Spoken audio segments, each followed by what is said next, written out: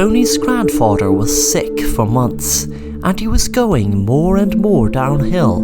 His grandfather was an alcoholic and still used to sip on his whiskey, even in his deathbed.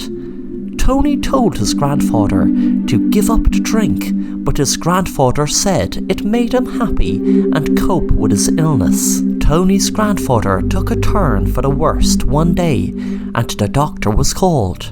When the doctor was out of the room, Tony's grandfather said, "I am so sorry. I've committed a horrible crime years and years ago. I wish I never did." Tony wondered whether to ask his grandfather what it was, and decided to give him the option of whether he wanted to tell him or not. "Grandad, you know I love you, so you can tell me what it was if you like."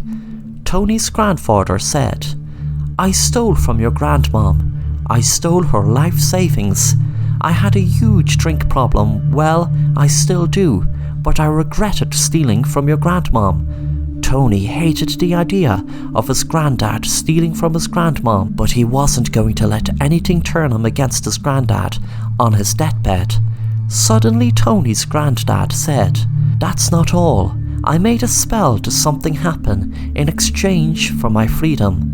When I pass away, you will have to run for your life." I asked my granddad what did he mean. He said, "There will be a dark spirit." A few minutes later, Tony's granddad passed away peacefully. Suddenly, Tony heard a noise and turned around to see a dark figure that must have been the dark spirit his granddad warned him about.